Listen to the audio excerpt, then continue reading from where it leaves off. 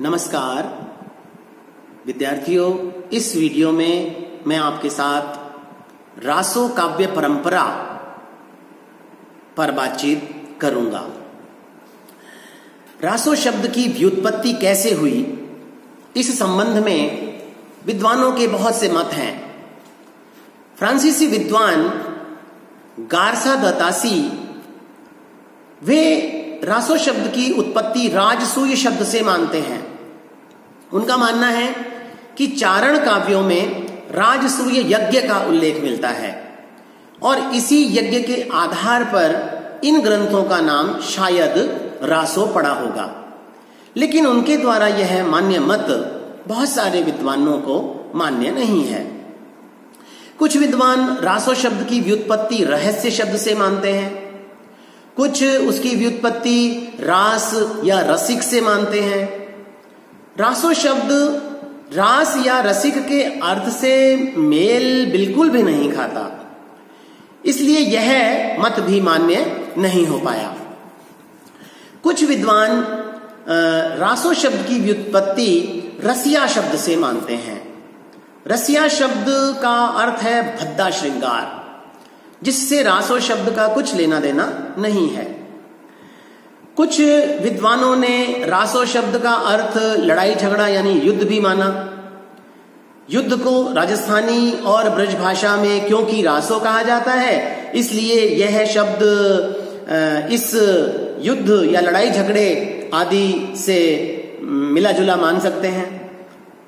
लेकिन इस शब्द से भी रासो की व्युत्पत्ति नहीं मानी जा सकती, क्योंकि कुछ रासो ग्रंथों में प्रेम का वर्णन बड़े विस्तार रूप से मिलता है, इसलिए युद्धों के वर्णन का उनमें अभाव है। आचार्य रामचंद्र शुक्ल ने रासो शब्द की व्युत्पत्ति रसायन से मानी है। वे रसायन यानी सार रूप में इसका अर्थ करते हैं। आचार्य चंद्रबली पांडे और हजारी प्रसाद द्विवेदी ने रासो शब्द का अर्थ या यूं कहें कि रासो शब्द का निर्माण रासक शब्द से माना है। चंद्रबली पांडे रासक को संस्कृत के नाटकों का एक भेद रासक मानते हैं और उसी से इस शब्द का बनना बतलाते हैं। लेकिन शायद उनके विवेचन में भी कहीं थोड़ा बहुत कमी रह गई है। आचार्य हजारी प्रसाद द्विवेदी रासो की व्युत्पत्ति चंद्रबली पांडे जी के साथ अनुसार ही रासक से मानते हैं, लेकिन उनका मानना है कि रासक एक छंद था जिसका प्रयोग अपभ्रंश भाषा के ग्रंथों में पाया जाता है। आगे चलकर रासक शब्द गेय रूपक या गेय काव्य के अर्थ में प्रचलित हो गया और बाद में रासक शब्द चरित काव्य और वीर रस आदि के काव्यों के लिए भी प्रयोग में लाया जाने लगा। अपभ्रंश में भरतेश्वर, बाहुबली रास, चंदनबाला रास जैसे काव्य ग्रंथ हमें मिलते हैं। पृथ्वीराज रासो, खुमान रासो, बीसलदेव रासो आदि चरित काव्य हैं। रासो काव्य परंपरा की विशेषताओं की यदि हम बात करें तो हम कह सकते हैं कि वीर गाथा काल की रचनाओं का मूल रूप क्या है, ये निश्चित कर पाना बड़ा मुश्किल कार्य रहा। कुछ रचनाएं अपभ्रंश की प्रतीत होती हैं, कुछ हिंदी की, और इस परंपरा की रचनाओं के स्वरूप में परिवर्तन किया जाता रहा है। पुरानी रचनाओं में भी बाद की भाषा का प्रयोग दिखाई दे जाता है।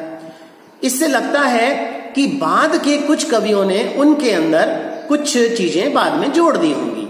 इसी कारण रासो को शुक्ल जी अप्रामाणिक मानते हैं।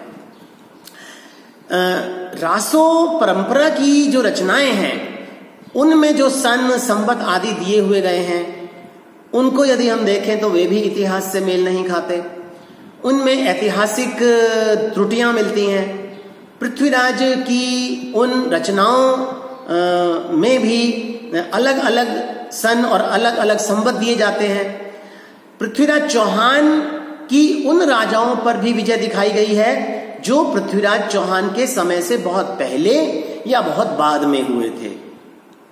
इस प्रकार से ऐतिहासिकता का अभाव रासो काव्यों में मिलता है। पर इस परंपरा रासो काव्य परंपरा की रचनाओं में कवियों ने अपने आश्रयदाता राजाओं के वीरता और शौर्य का बड़ा अतिशयोक्तिपूर्ण वर्णन किया है। उनके मनोरंजन के लिए उन्होंने श्रृंगार रस का वर्णन भी किया है। इन दो रसों का खूब वर्णन, वीर और श्रृंगार का, इन काव्यों में हुआ है। युद्धों का जैसा सजीव वर्णन इन काव्यों में मिलता है वैसा किसी अन्य परंपरा की रचनाओं में नहीं मिलता। शांत और हास्य रस को छोड़कर लगभग सभी रसों का वर्णन इन रासो ग्रंथों में हुआ है। प्रकृति चित्रण की दृष्टि से यदि बात करें तो रासो ग्रंथों में प्रकृति का उद्दीपन रूप में और आलम्बन रूप में वर्णन बहुत ज्यादा मिलता है। प्रकृति वर्णन परंपरागत तरीके का है। नदी, पर्वत, उद्यान आदि के वर्णन खूब मिलते हैं। राष्ट्रीयता के संबंध में यदि हम देखें तो रासो काव्य की रचना करने वाले कवियों ने अपने अपने राजा के राज्य को ही सब कुछ मान लिया। केवल उस संकुचित मानसिकता के कारण उन्होंने पूरे राष्ट्र का वर्णन नहीं किया। केवल उनके राजा का राज्य ही उनके लिए राष्ट्र था और उसी के लिए वे बढ़ चढ़कर वर्णन भी करते थे। रासो काव्य परंपरा में जो कुछ भी लिखा गया वह दरबारी काव्य के रूप में लिखा गया। यह काव्य दरबारों, राजाओं और उनके युद्धों, उनके श्रृंगार आदि से संबंधित है। राज्य की जनता या सामान्य लोगों से उसका कोई लेना देना नहीं है। इसी प्रकार से ज्यादातर काव्य जो इस परंपरा में लिखा गया उसमें प्रबंध काव्य भी और मुक्तक काव्य भी मिलता है। पृथ्वीराज रासो जैसा प्रबंध काव्य और बीसलदेव रासो जैसा मुक्तक काव्य हम इस रासो परंपरा में देख पाते हैं। रासो काव्य परंपरा की भाषा की यदि बात करें तो डिंगल और पिंगल भाषा रासो काव्य परंपरा से जुड़ा हुआ है। इस परंपरा की रचनाओं में इन दोनों भाषाओं और बहुत से छंदों का भी प्रयोग हुआ है। छंदों के प्रयोग में स्वाभाविकता है। रासो काव्य परंपरा को समझने के लिए इन रचनाओं का बड़ा महत्व है। डिंगल और पिंगल भाषा में रचित यह रासो काव्य एक बहुत ही रोचक और महत्वपूर्ण रूप में हमारे सामने रखा गया। इस प्रकार ये सब कुछ ऐसी बातें हैं या ऐसी विशेषताएं हैं जो रासो काव्य परंपरा की विशेषताएं हैं और जिसने इन काव्य ग्रंथों को आदिकाल का महत्वपूर्ण ग्रंथ बना दिया। धन्यवाद।